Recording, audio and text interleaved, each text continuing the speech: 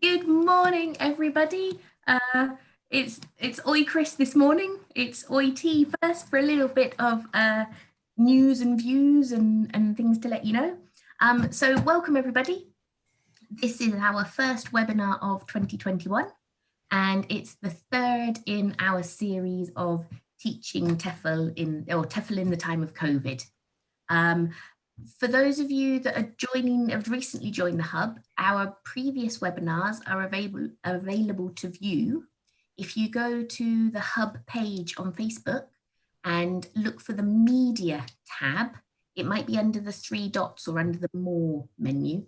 And if you click on the Media tab and then in Videos, you can find both the two webinars that we've done before. I'm going to upload our first webinar later today.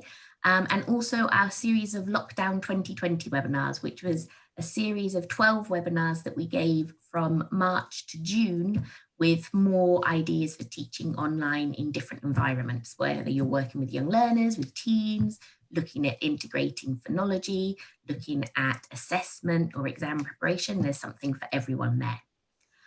Also in the media section, you can click on the Files tab, which is where we upload the notes of both the webinars and the coffee breaks. So for any new members, a reminder that we alternate live events on a Thursday at 11 a.m. CET. This week we have a webinar, and next week we'll have another coffee break, which is a more informal, organic chat moment, hoping to kind of mimic a staff room vibe. Also, if you're new to the Hub, there is a calendar where we try to keep track of events that are happening from around the world. There's lots of free webinars happening from various publishers, and also we'll try and make a note of any conferences that are coming up on there as well. Before I hand over to Chris, there was a bit of an issue last time, I think, during the webinar with the chat. We had a couple of people saying that they couldn't access the chat or they couldn't see messages unless they refreshed the page. Simon is joining from the other side today, so he's going to be keeping an eye on whether there is an issue, what the issue might be, and if there's anything that we can do to solve it. Okay, so it's really exciting today having Chris Roland with us. I've got lots of favourite people in ELT, but he's definitely up there. He's a teacher, trainer, writer with years of experience. And one of the things about Chris is just his incredible enthusiasm for the profession, but more importantly, I think for the learners. If you ever get the chance to see Chris in action, whether it's presenting or teaching or anything, obviously you're going to see him presenting now, but it is an absolute treat. For the past couple of years, as well as presenting internationally and teaching, wearing his many hats, he's also been writing, and he's brought out 3 books so far through Pavilion Publishing: Understanding Teenagers in the ELT Classroom, Structuring Fun for Young Learners in the ELT Classroom, and most recently, Structuring Fun for Young Language Learners Online. And he's also working now on a teens version of that. I'll share the link to the books in the chat. Okay, so without further ado, over to you, Chris. Oh, thank you very much. If anybody wants to, T, you're just going to be letting people in if they arrive, yeah? It's just you and me in the room, and then we're streaming live to Facebook, so you can just... Oh, I see what you mean. Okay, I was thinking we need to wait for people. Okay, magic. Cool. If there are any questions, while I'm going, please, people, feel free to maybe send them to T then. And T, if you can jump in and interrupt us at any point you want as well, or sling stuff into the chat, whatever you want. I'm happy with it all. So good morning, or I should really say good morning, to sort of bring the session slightly up to date. The problem is with this, if you're in a classroom and also if you're online, you know, it's a lot harder to read for the kids. So Jude McGovern, one of my colleagues here in Seville, came up with this idea, which we can quite easily convey our moods then, you know, now they know we're happy. And now they know we're not so happy. So, and also if you're teaching sort of, if you've got half of the class at home and half of the class in the classroom, you know, you can hold this up. You could do a full face sort of, yeah, I'm happy with you guys there. And now I'm talking to these guys over here. We've also got the sort of not so happy. And you could maybe sort of, you know, make some little holes for your eyes, because once you stick that in front of your face, you can't really tell what's going on until you do. So they're quite fun. You might want to have a play about with those. This is coming off for a bit. If you'd have told me that I'd be pointing guns at kids this year, I never would have believed you. But if you're out at the sort of meeting point, or you've got them standing in a line at the door, and we're checking their temperature, I mean, it's the ideal opportunity to press the gun, let it ping, and spin it round and let them say 36.3 degrees. You know, it's when you start with the 30s. I mean, we've got that lovely sort of especially here in Spain. That's one of our target diphthongs, isn't it? For, you know, world, work, third. So we can do all the 30s. And it's amazing how the kids really, you know, they start. Many of them will try and say 40 because it's just easier. So but, and we've got the point, so we can use that, and the degrees. It's all marvelous. And, you know, you can, you know, I am 36.3 degrees. You could go. This week I've been going out. I mean, why have one temperature gun when you can have two? So I've been going out in plan matrix and getting two of them, and then just sort of taking them at the same time, spinning them round, and I'm getting their feedback in synchronization. So there is that. The other sort of thing that we have to do is the gel, isn't it? Now the gel, yeah, we can get them to ask, can I have some gel, please? They maybe don't want it, but they'll ask for it. The sentence I've been pushing this week, the sort of script is, I've got my own, because some of them have started bringing their own gels and they prefer those. So, you know, I've got my own, teacher. And they'll definitely say that, because the reason they're saying it is so that you don't put your gel on their hands, because they don't want that sort of stinky sort of industrial gel that we're offering. So it's, again, it comes back to sort of William Craner's vested interest. You know, they'll say, I've got my own, if they've got their own, because they've got an interest in it. It's much harder to get them to say, can I have some gel, please, when they don't actually want some gel. So it's always, where is the enthusiasm on the part of the kid? But on the other hand, if you've got a mystery gel, then that changes things. So this was one of the supermarkets around here was selling these. I think there was coconut, there was melon and strawberry, and I've seen a couple of other flavors in other supermarkets. Now, I know we can't be buying our own hand gel for our students all the time, but just once in a while, it's quite a lot of fun. So we cover it up, we go outside, they all get a squirt, they come into the classroom, and then we have a prediction phase. Teacher, I think it smells of, and we go right round. And this one was actually coconut. We do the reveal at the end. Even with hybrid classes, you can still do that, because before you go out and collect the others, you know, you can go to the camera and say, like, listen, the mystery gel today is coconut. Shh.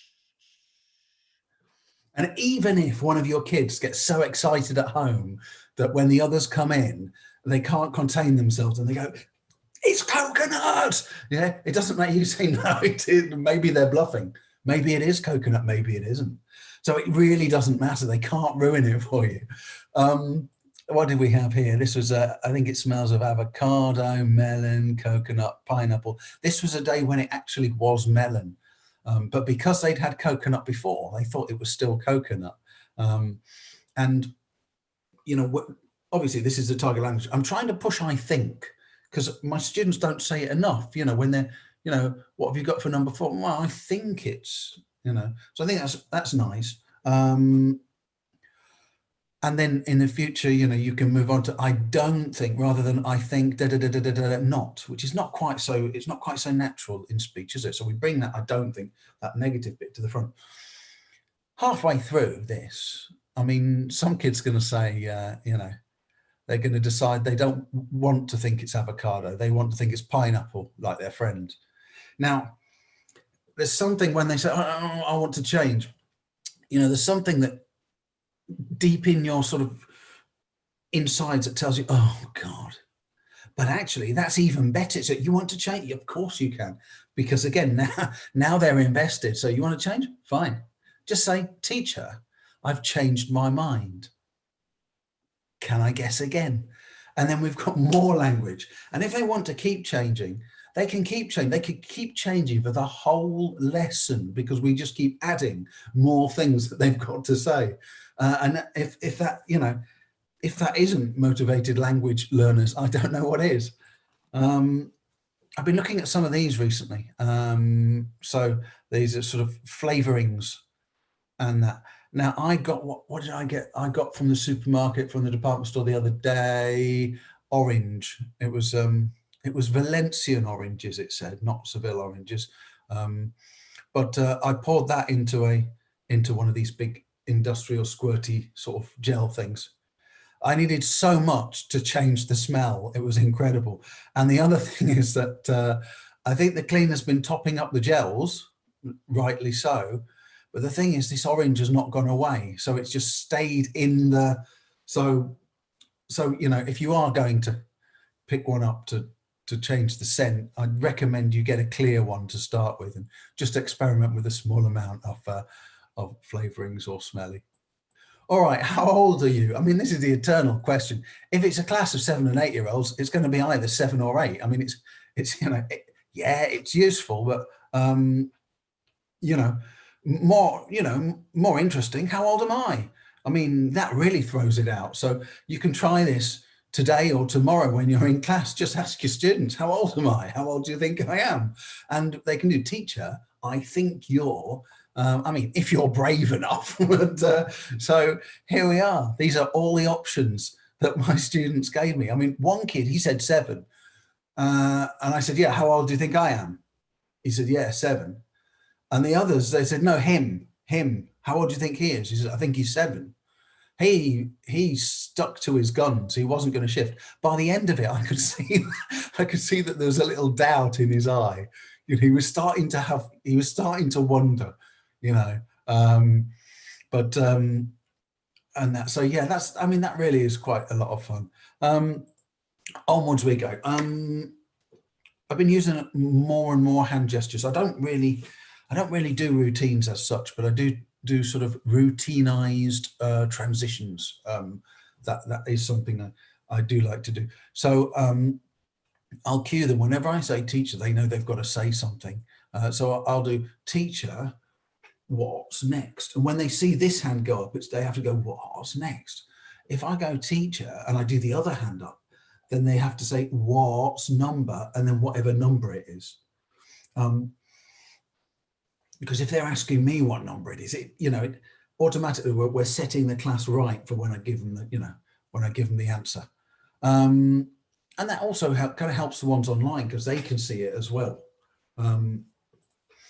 Then teacher, which book? When they see that teacher and they go, which book? And then I'll go, activity book. Teacher, and they go, what page? I'll say, page, and that. So we're Jedi mind tricks, if you like. And then obviously with the, when we're doing our online and our hybrid lessons, we make sure we have the page number plastered on every slide, so that they can keep referring to it. So this is the next one I'm going to introduce, and it's teacher, what do we do? And I'm wondering, I still haven't done this one, so I'm thinking, teacher, maybe something like that. Sort of, I was going to do teacher, what are the instructions? I thought that would sound good, but it didn't feel quite so natural. So T's shaking her head there. No, it's a bit staged, that one, isn't it? Okay, this one originated from, there was a set of PowerPoint stories I did called Fralford and the Vovels. And Fralford was this really evil little green circular thing. And the Vovels were these pastel coloured oval creatures. And in every PowerPoint story, Fralford killed one of the Vovels. And at the beginning, we'd say, who will it be? Who will it be? Wait and see, wait and see. And then it was one of the Vovels. And the kids would have to predict, I think it's going to be the green one, the purple one, the yellow one. But this one, I mean, I haven't used the stories for quite a while, but this stuck. So it's like they come in and they blast you with questions at the beginning, you know, are we going to watch that clip from last time? Teacher, you know, have you read the letter I gave you? Teacher, you know, will we get stickers today? Teacher, you know, can I change my avatar on Class Dojo? And it's, you know, wait and see, wait and see. And I mean, one of my sort of slogans really is, in the face of a recurring frustration, a standardized response on the part of the teacher is an amazing conduit for your energies. So if nothing else, it helps you. And when they see they keep running into this time after time, they go, okay, you know. So, and it's wait and see, and they get it. So it's you know, it's not invalidating their question really, but it's a nice way to deflect it. And then we have the hand captivation technique. So when I first started teaching large groups of primary kids in Spain, it was in a concertado school in Gines, just outside Seville, and I was you know, I was in my sort of first and second year of teaching, so I was quite inexperienced. But what the first thing I noticed was the importance on the captivation technique. And all the teachers in the school, they used to just do that, hand in the air and hand on the nose or finger on the nose. And all 30, 27, 25 kids, however many happened to be in that particular primary class, they'd all do it. And it was gospel. I thought, okay, so that works, as long as, you know, as long as you stick to it. But over the years, I thought, if that leads on to something else, it can be more fun. So occasionally I'll do this. We'll start with that. Everybody will do that. But then we'll transition to something more interesting. Now, the transition normally is that they all do that. Then I go and they change hands. And I might do it a couple of times like that. That's the first. And then we launch into a story. And especially being stood up at the front, not being able to really get to the student, not being able to move around. These small actions, I think, can help, you know, just liven things up. So I'm going to show you a few of these. These stories unfold in 1 second increments, because if you do too many moves, then the students can't copy that afterwards. So it needs to be, you know, just a sort of short movement. So T, can I ask for your help here? I'll do the story and ask you to mirror it. Thanks. You'll be my student, because then I know how long to leave it. Okay. So the kids are all talking. The teacher goes.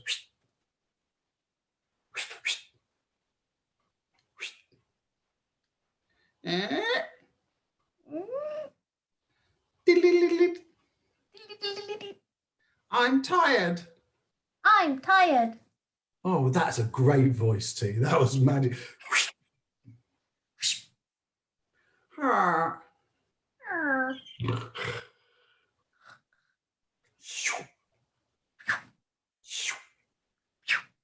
And that's it. And then you move on to the next part of the lesson. But, you know, so, you know, sometimes if you're doing this and the kids see and say, you know, that could be something else, and much more motivated. Okay, next one. Let's do Can I Come In then? You ready, T?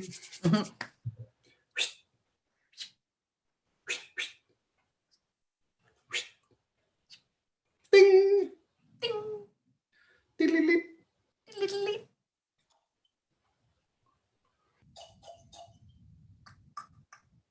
Can I come in? Can I come in? Yes. Yes. Thank you. Thank you. Diddly-lee.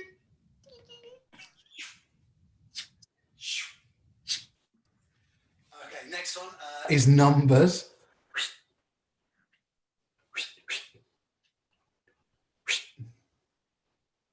Ding, ding, ding, ding, ding. And it goes on. I mean, you can put voices to that one. That's probably the simplest one. Okay, guns.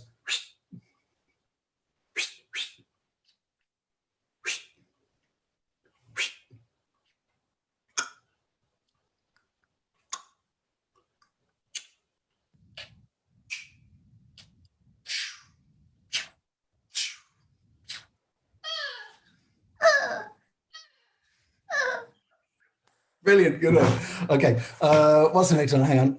Oh, what have I done here? That's not very nice. That's some sort of gallery view. I just hit my notebook at the side. Try again. Screen share.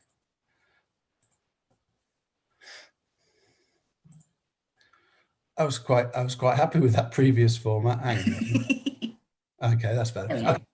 Batman. Okay.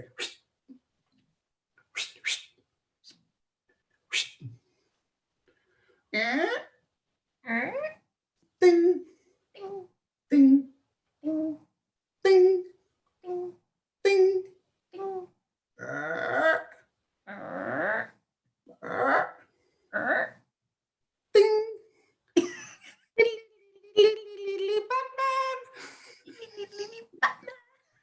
Thank you. Okay. Okay. Yeah. The next one. Okay.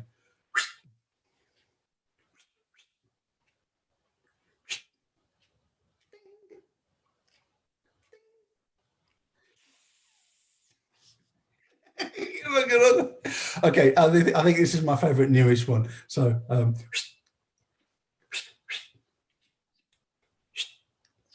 Ding, ding, ding. I like music. I like music.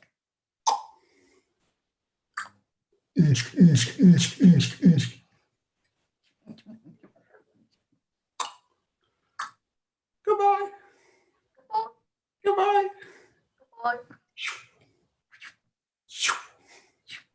Okay, now loud music it involves a bit of dexterity, digital dexterity, but here we are. It's very, very similar. So, ding, ding, ding, ding. I like music. I like music.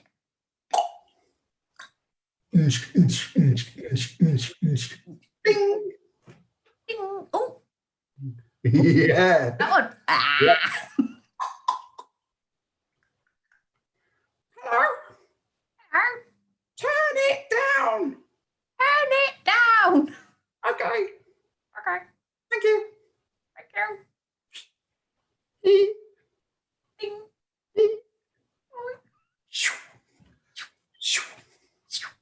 Oh, bless you too. Thanks. Oh, they're awesome. So, I mean, I'll sort of use one a lesson. There are some older ones as well, but these are the newest ones that I've been making up. I mean, you can use your whole hand. You can have, people jumping off springboards, or and then and there's loads of mimes. It doesn't have to be the actual finger stories, but it just if somebody tells you to stop what you're doing, okay, that's not very attractive. If they tell you to stop what you're doing and you think that what they're suggesting you do next might be interesting, you've got a little advantage. That's the sort of thinking there. Absolutely, it's great. Rock and roll. Cheers. We had a couple of just whilst you have a sip of your tea. Yeah. Lottie said that whenever she asked her students how old they thought she was, they said 80. Simon said it's a good way to practice higher and lower as well. Yeah. Christine added, yep, or older and younger. And Danny says she thinks it's great that ways to get students using natural chunks of language. So yeah, definitely what are the instructions, teacher? What do we do? Yeah. There's year before last, I was in the middle of a class and somebody just said, Christopher, because they'd heard me refer to myself as Christopher, not Chris. I said, Christopher Colon. And I was, you know, Christopher Columbus. I said, yeah, that's me. And this little 6-year-old, she looked at me, she said, no, it's not. It's like Christopher Columbus discovered America. And I said, yeah, I did. But I came back. I came back. And she said, I said, how many other Christophers do you know? And she says, none. And I said, that's why. It's only me that's called that. And she said, but that was a long time ago. I said, yeah, I'm very old. She said, how old are you, teacher? I said, I'm 1,000 years old. And I could see she was swallowing this. And then I said, do you know Gandalf from like Lord of the Rings? And she said, yeah. I said, well, he's 2,000 years old. He's older than me, because I had to put in some perspective there. And I said, but you know the hair, can you see? Do you know anyone else? Do you know any other man with hair like this? And she said, no. I said, no, you see. And then for about the next 5 minutes, I could see her looking at me like, my teacher's 1,000 years old. And then I just I wondered, you know, is this right? So then I told her, I had to break it to her. I've had students go home before and, you know, with some of my lies. We had a lady rock up to the academy once and say, congratulations. And I said, what for? She said, oh, your wife's going to have a baby. And I thought, pfft. And then I remembered I'd told my class of 5-year-olds that my beer gut was actually a baby. And I'd talked about Junior inside, and I'd had a conversation with him. And then I could just imagine little Gonzalo at home going, no, my teacher's going to have a baby. Well, his wife is. No, the teacher is. Oh, anyway, yeah. So we've got a vocab. We've got vocab coming up later on in the unit, or in a future unit. Before we even get to that unit, we can start to introduce the vocab. And we can do so through what I call vocab wars. So we just take 2 items. Imagine this is, you know, a lot of the course books do something like this, yeah? First page or second page, and we've got, you know, a lexical set with some little thumbnail pictures. So we just pick 2 of them. This is long before we get to this unit. And we say, you know, right, kids, today it is vocab wars. We've got the street versus the supermarket. Who do you prefer? And we go around and they say, you know, teacher, I prefer the supermarket. Ding! It's 1 point for the supermarket. And we go right around the class and they all say which they prefer. And the winner is the one that goes to the next round.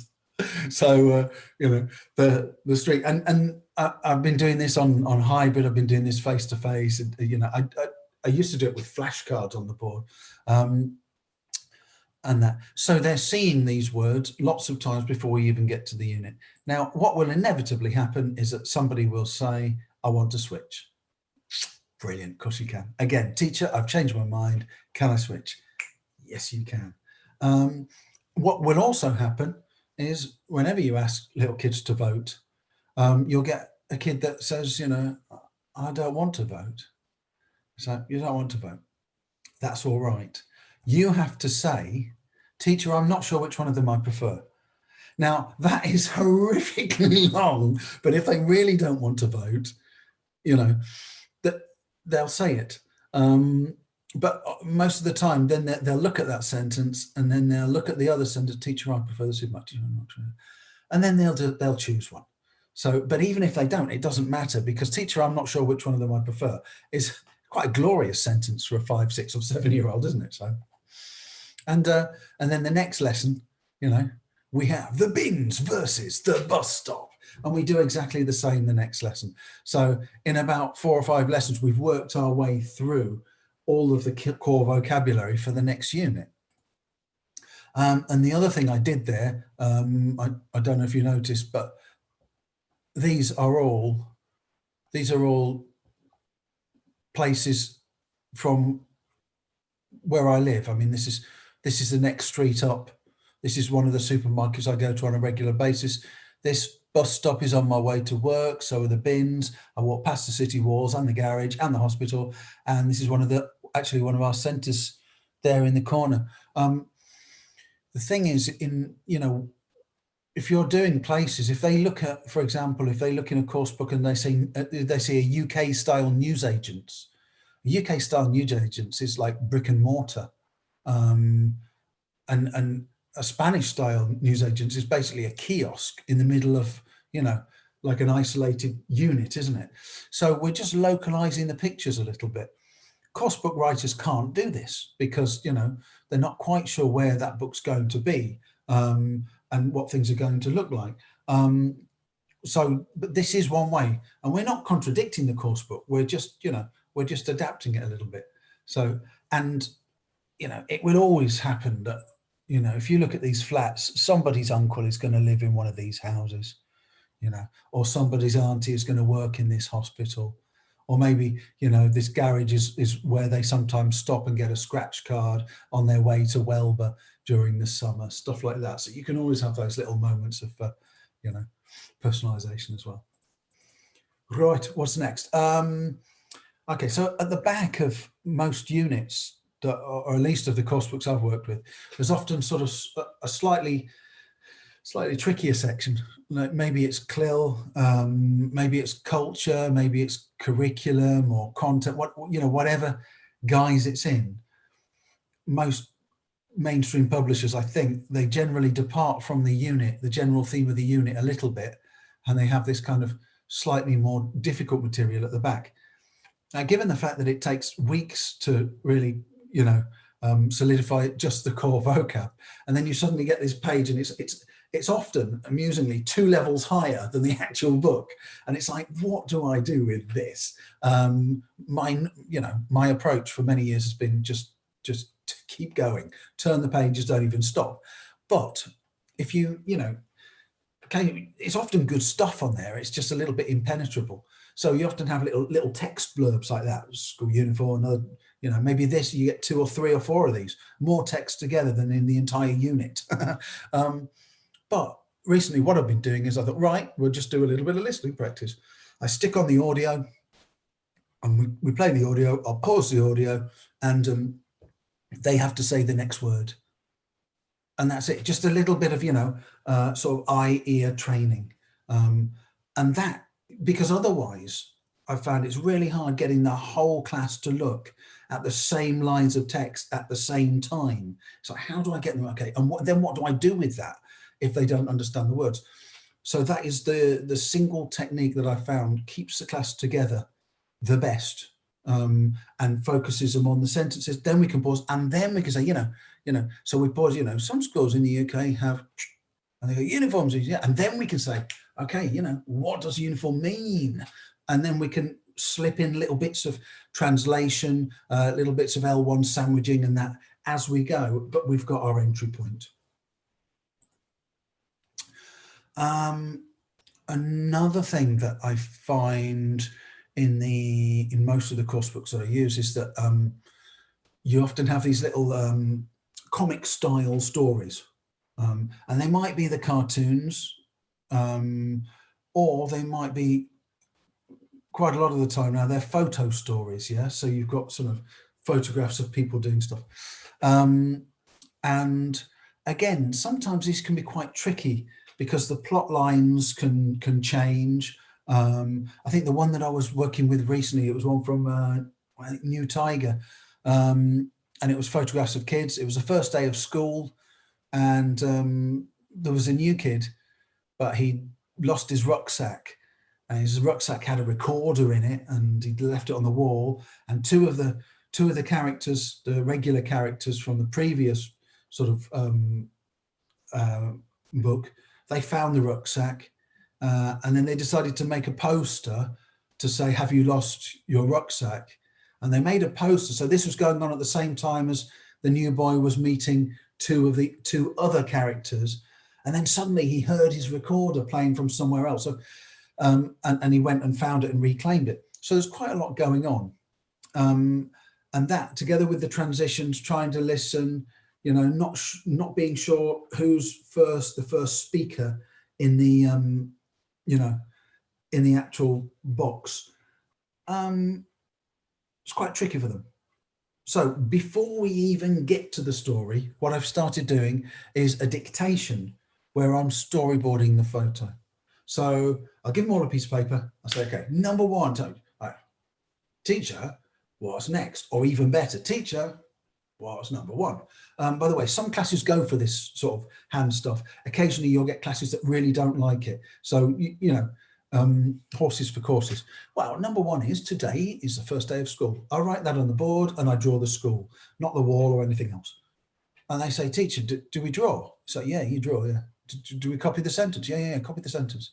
So they draw and they copy the sentence first. We go round, check, and they go like this, you go like that, like this, like that. Yeah. And then, you know, teacher, what's number two? Well, number two is there's a bag on the wall. And so we draw this. So we're sequencing, we're only giving them what they need. We're not forcing them along. They're focused on exactly each step of the story, and we just add to this. Normally I'll do a little schematic diagram on a serviette before the lesson. And so this is, you know, this is where we've got after 2 stages, and then we just keep going on. So this picture, by the way, I mean, normally my pictures are pretty crappy. This one worked out quite well on this particular day, but they're normally far worse than this. So, you know, there's a recorder in the bag, and that gives me time as they're doing that to say, you know, what's a recorder? And they, you know, and they tell me it's a flute in Spanish. I say, yeah, what's the word for flute in, you know, in English? And they go, recorder. What's that in Spanish? They go, flute. Oh, flute. Yeah, flute. What's it mean? Recorder. Yeah, I went bang, bang, bang, bang, backwards and forwards. The girls find the recorder. This isn't all of the story, but it's basically the essence of it. That looks like somewhat of a sketchy recorder in a bag there, doesn't it? I'll move on from there, yeah. And then we've got Ellie playing the recorder. I was quite pleased with that. I mean, that was the closest it looked. The new kid is sad. And then they give them the recorder. So that's basically the essence as well. You can see I also do it on a piece of paper there so that they can see where I'm placing the things on the piece of paper and the relative size. Otherwise, you sometimes get a kid taking half the page up to draw the first, you know, picture. So we got that. Now that is a good Ellie, isn't it? Look at that.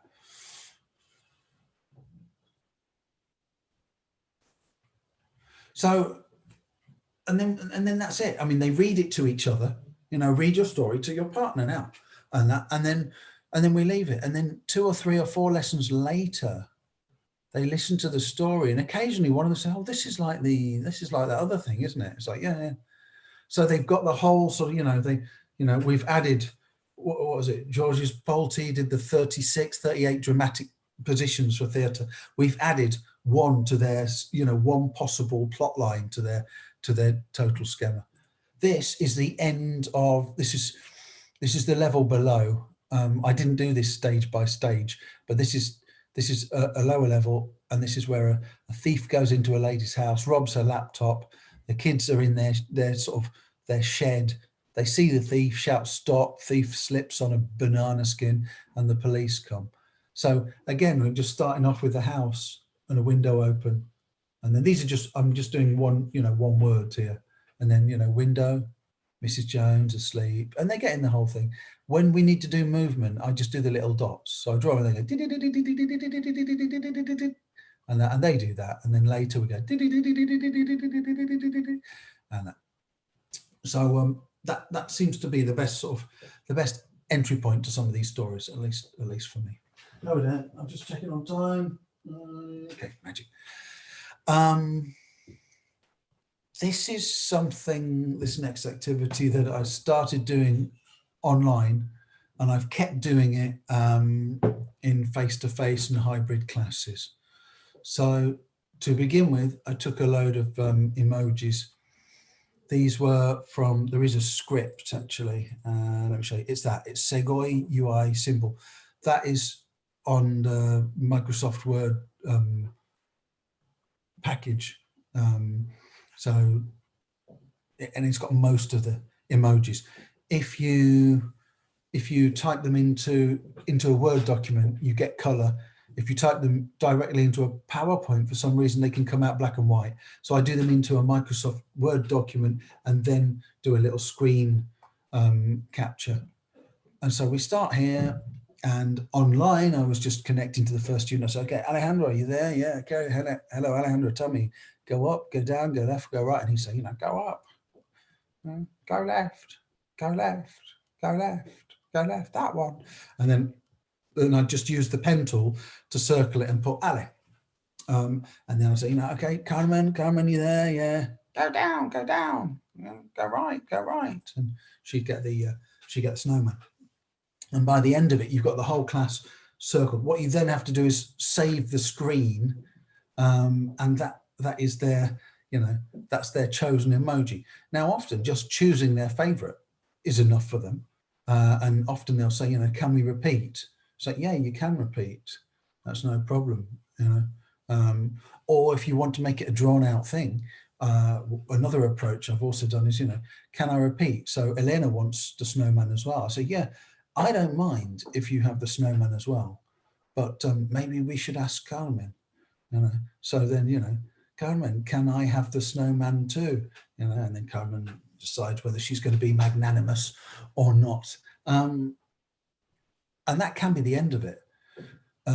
Or once you've got those, if you're doing PowerPoint presentations, you can then take each child's chosen emoji and sort of use it whenever you use their name on a PowerPoint, just put their emoji next to it.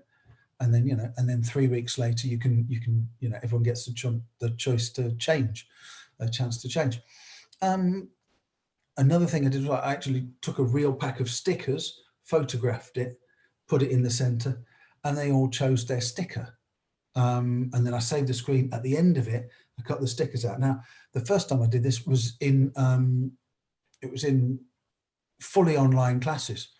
So what I had was a little sealable bag, this is one that I've got my knee in, or whatever it's called, but those little bags, and each kid had a bag, and I put their name there, and I just put their sticker in their bag, and they knew that at the end of term they could go and pick it up from the school. So they'd get various sort of things, beans, bits of pasta, stuff like that in there. But this transfers very nicely to, here we go, we're sort of personalizing lists on PowerPoint. So this transfers very nicely to when you're doing Class Dojo or Class 1, 2, 3, if you're using an online classroom management app in any way.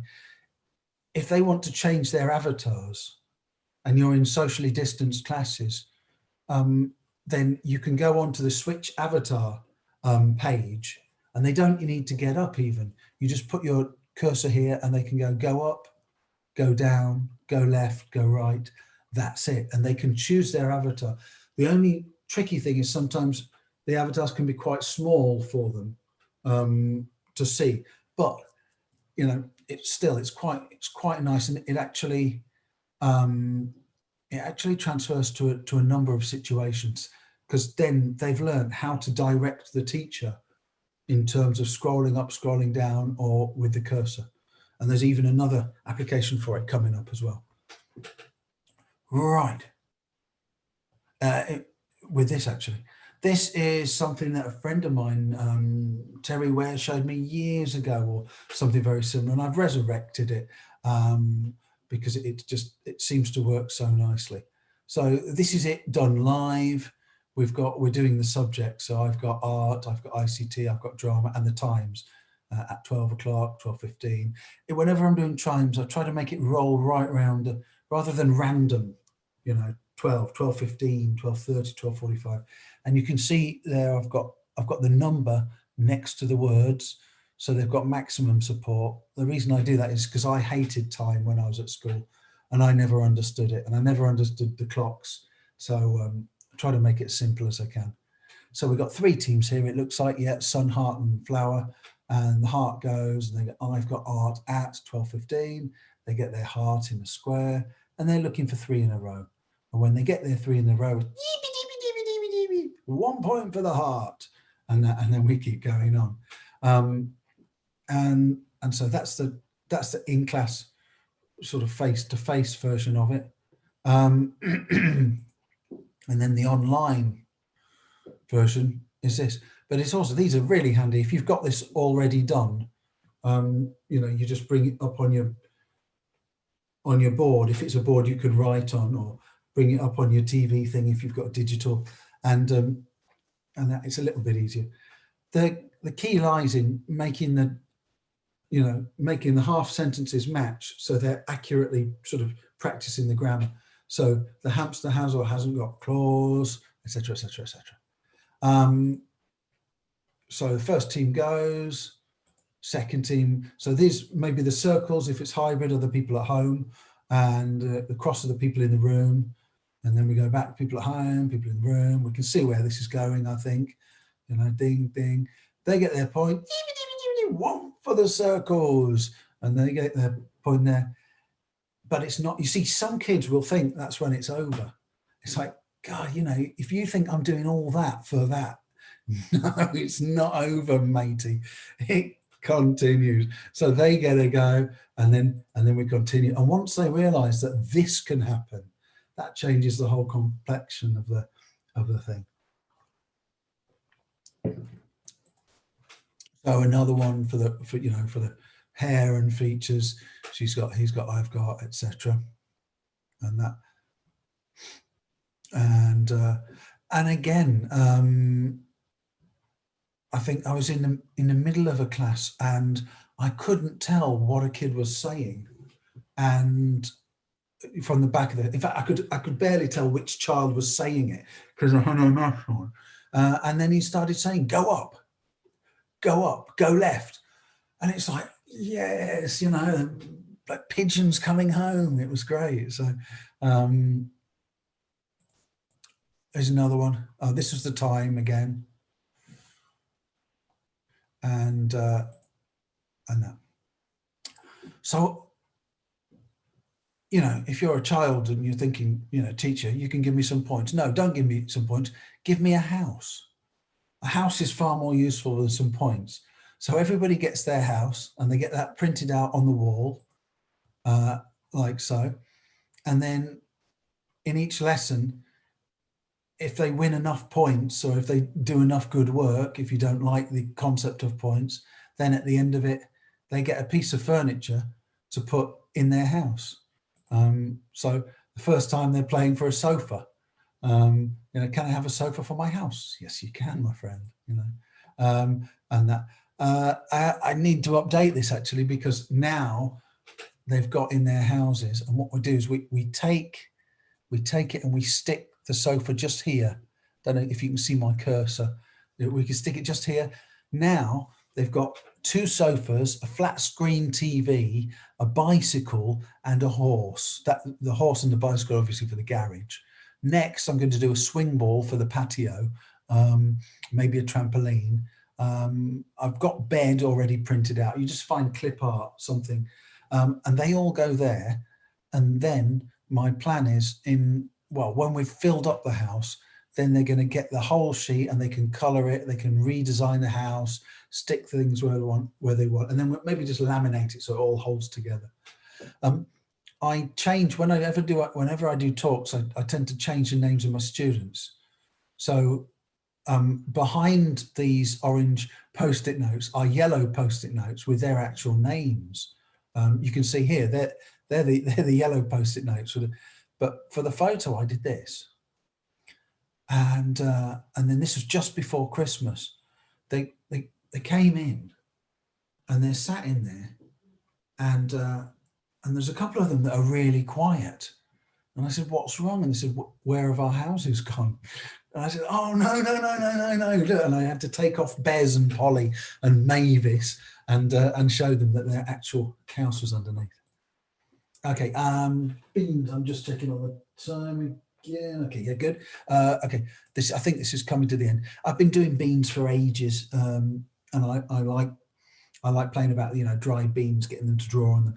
The first bit is a drawing dictation, but it's actually a tutorial as well. So it's, you know, teacher, what's number 1? Number 1's a skeleton. You know, do we draw it? Yeah, draw it. So we do all this. We do all this together. And then I've started incorporating video tutorials into my lessons. So I just put this on and then I take a back seat, and they can see how I'm drawing those same faces onto dried beans there. And then this was socially distanced, not hybrid. This was before we went hybrid for the last time. So then they each got their little bag, again using these little bag things. Oh, this was a part of the tutorial, excuse me, where they saw the little template haunted house, saw me how I drew on the beans, and then they all got a bag with a bit of blue tack in, and they got to draw their beans with this template. And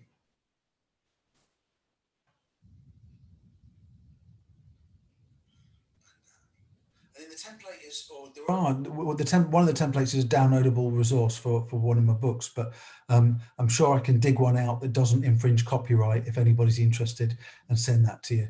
So, you know, I put in little cues there that they can either decide to write, you know, overwrite or act on. This is some smoke from the chimney, or sometimes they just choose to ignore the cues totally. And then they get to draw in their own tunnel and decide whether they make, you know, a subterranean room or not.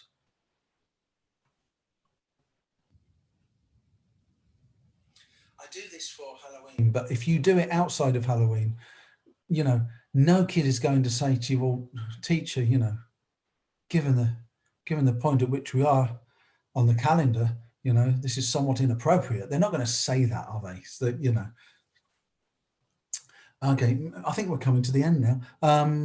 So whatever we're doing, it's going to involve probably doing PowerPoint, especially hybrid classes, but also, you know, socially distanced. The thing is, if you're working from a PowerPoint and you transition to the next slide and a kid is still working from the previous slide, it's just like moving on too quickly.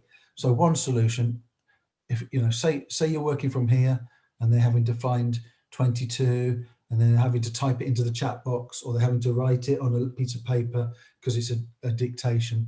Say you transition to 28 and they haven't done 22 yet, and you know, an easy way is just to have the previous slide up there in the corner, and it's like, so then it gives the people who are, you know, straggling, the stragglers, it gives them sort of a lifeline.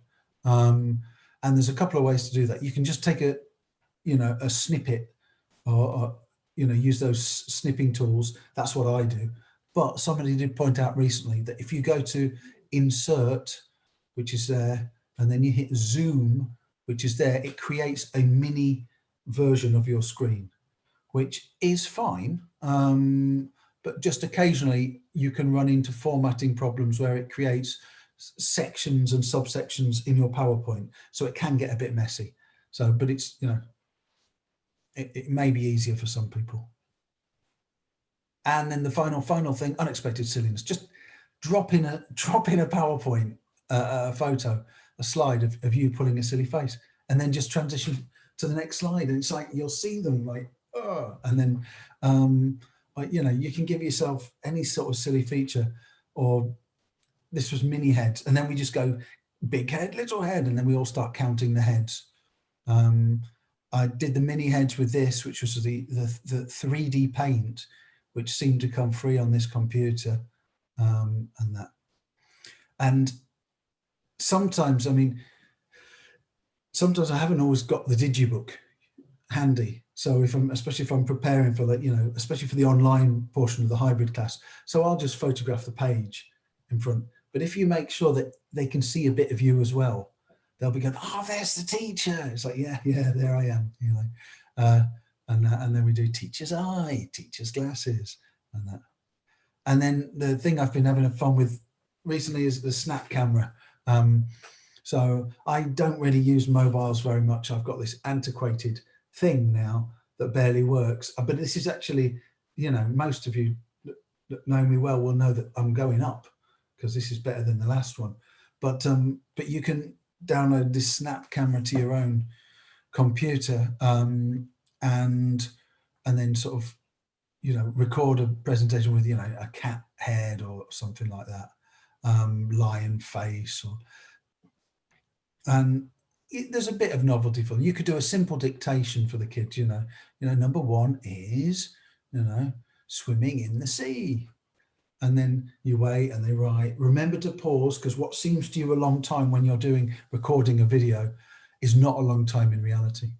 And then once you've done that, if you give them the answers in the recording, that means that you, the teacher in the lesson, can just have a bit of a relax and let the other you do the work for a bit, because it's this self-enclosed thing. And they often listen to you on the video much better than they listen to you in the classroom for some reason. This is one that I haven't used because I thought that was just a little bit too scary, but it makes me laugh anyway. The only thing is with this Snap camera, and I've had it happen twice now, once today, is you can be using it. If you put it on your computer, you can record your clips, but then the next time you try and do a Zoom meeting, you can't get the filter off and it just automatically comes up. Now there are settings where you can turn it off, but I haven't managed to do that. So I was nearly late this morning because I had to turn off my computer, restart it, uninstall this Snap camera, and then in order so that you didn't see me today with bunny ears or, so my advice is, if you're going to do this, do load it, install it, do your recordings, and then take it off, or make sure that you've practiced on your Zoom so it doesn't knacker up your important staff meeting or interview or whatever it is. I'm going to shut up and see if you've got any questions, and then maybe let you go on and live the rest of your lives. I think I would have minded you with bunny ears. Bunny ears is definitely preferable to this. Yeah. That's a bit dodgy. I'm going to get rid of that one. We'll go back to the cat. Yeah. Cool. We haven't had any questions. Well, there was a question from Christine actually. When you showed the house activity, yeah. She said, would you let them kind of trade their furniture? I think I would. I think I'd probably wait till they've got quite a lot. But yeah, furniture trade. That yeah. I mean, the language. I'll give you my if you give me your or I'll swap you this for. I'll swap you mine for. Yeah. I don't know whether kids still swap stickers. Like I remember when we were kids, we had all the Panini stickers. Right. Was it Panini or Pania or something? Yeah. At every break time you're out having your big pack of. Yeah. Swap you this for that, and I'll give you this one for 2 of those, and things like that. So. Smash Hits 85 was the one I had. And I think my last one was trying to collect somebody from a group called Tears for Fears. I didn't know who he was, but he was the last one in the album. I think Ben Beaumont in one of the books, Instruction Fun for Young Learners, at the end he mentions like using top trumps and getting them to sort of go around and swap. But yeah, furniture swap rocks, especially if they've got a lot, so they're not going to miss a lot. So and you could even, as well as them swapping with each other, the teacher could have a load of extra ones printed, so they could come and sort of do a bit of a trade with the teacher. Yeah, I like it. Yeah. Lisa said when you were talking about the CLIL and the culture pages, she does it a slightly different way. Rather than playing and having them listen for the next word, she suggests she reads the text but makes mistakes. So still kind of listening out for something. Brilliant. Yeah. That'll also get them to.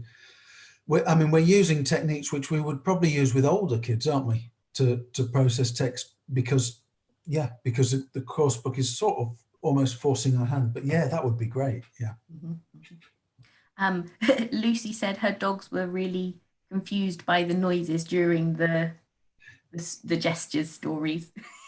I've had little children watching sessions before, and I've done those recently, and they've suddenly wanted to join in as well. You can imagine a parents as well going, what?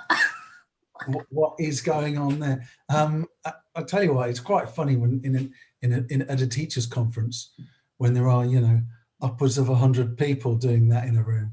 That can be quite good fun as well. Absolutely. Also, Danny said she really likes the idea of the video tutorials. And then Stephanie mentioned as well with the dictations, like looking for opportunities to give yourself a break during the lesson. Definitely. I mean, I've been doing that more and more and more. You're sharing your workload.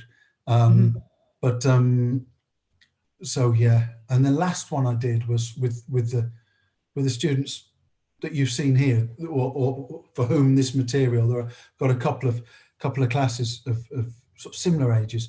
And yeah, I was doing a flashcard dictation. So what I'd do is I'd say, okay, guys, so at the beginning of the recording, the first thing to do is to say hello to everybody.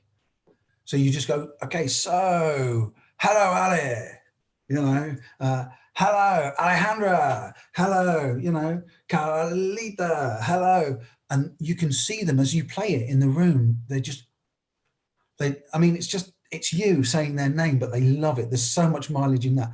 And then so, okay, so number one is, and then we show them something. I don't know what the hell this is meant to be, but, you know, and then as we show it to them, we have to ask what's going to happen for the kids that don't know it.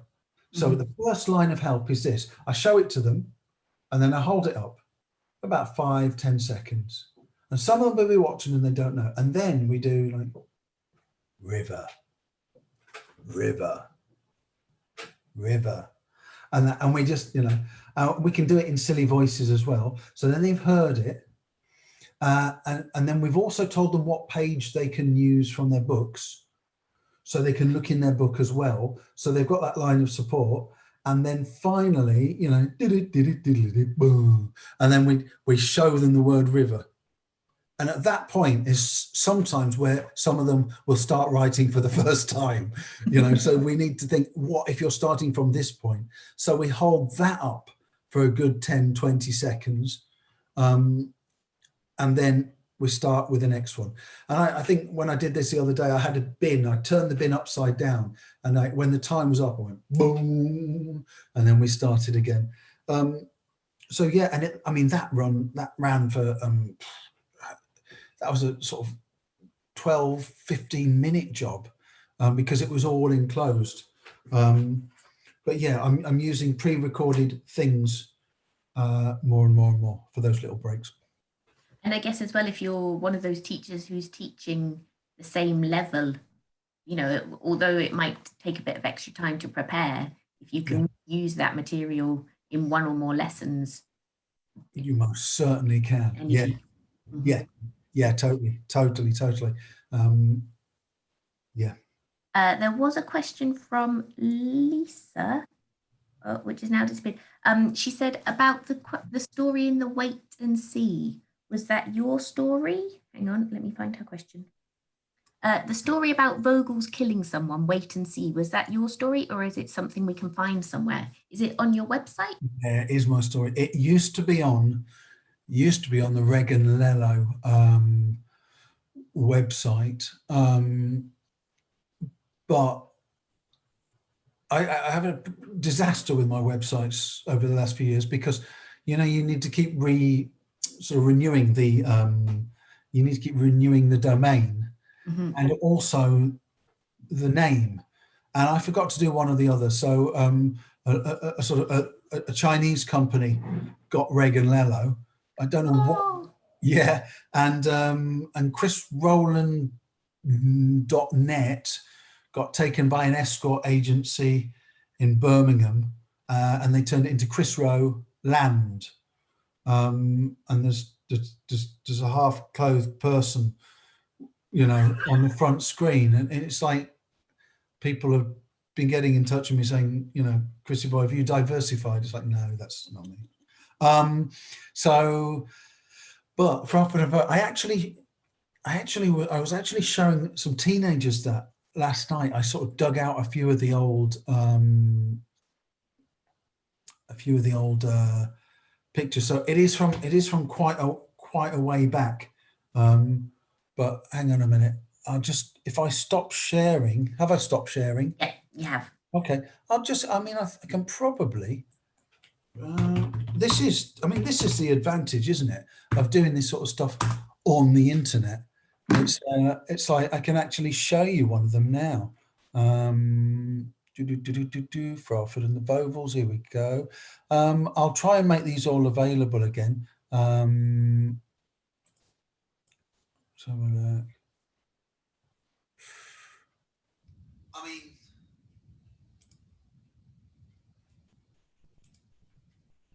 this one is kind of,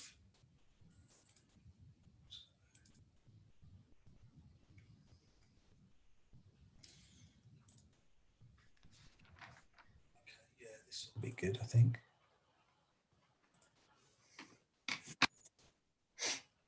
Just whilst you're looking, there's lots of thank yous and brilliant stuff and lots of engaging ideas, lots of inspiration, wonderful ideas. Oh, bless you all. Your class, Chris.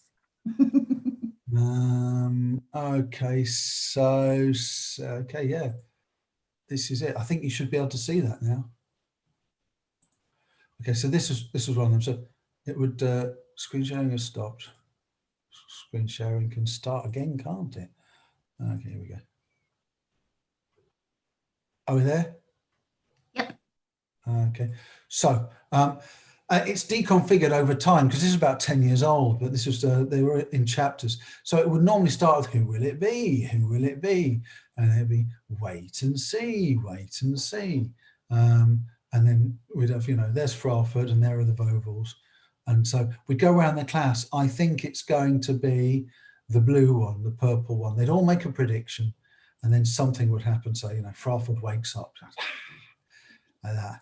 And then, whew,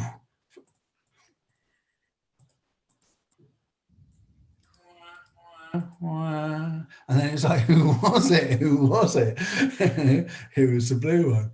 And then, the blue one. So, and I did them in sections of 2. So this is like, who will it be? Who will it be? I don't know. This, by the way, this is Fangs, and this is Whiskers. They're just sort of extraneous characters. He's sleeping. So somebody didn't die in all of them. So who was it? Who was it? Wasn't any of them. So that was it. If anybody wants to play about with those, send me an email and I'll try and dig out them all in sequence and send them to you. When I get time, I'll put up another site and I'll put all the old Reg and Lello and Humphrey Bogin stories and stuff like that on there. So. Fantastic. Excellent. Well, that's been a fabulous hour, Chris. Thank you very much. Cheers. I've been frantically scribbling notes, which I will type up for everyone, but mainly just for me as well, because there's so many great ideas here. And what I love as well is so much support that you provide for your students. And save us the headache, because it's because the moment that you get that, I don't know what to do. That's when it all goes. I don't know what the next step is. And on a daily basis, I confuse them, and I leave gaps, and it's like because one's mind jumps along. But it's like, trying to think, okay, what if they don't have the language, or what if they don't know what to do? If you take care of those 2 things in a kiddies class, and I continually break my own principles, but occasionally I manage to get it right, and it's like, I remembered all the bits today. So, yeah. Excellent. Well, thank you very much for joining us, and good luck with the Structuring Fun for Teens, or what title for the next book? I think it's probably going to be something similar to the existing teens book. So it'll be like Understanding Teens Online, something like that. And that we're quite well into it. So the idea is that we've got then a main book for teens, online book for teens, and main book for the kiddies, online book. So yeah. Fabulous. Well, good luck with everything and enjoy your lessons, and hope to see you again soon. Thank you. Thank you, everybody. Right.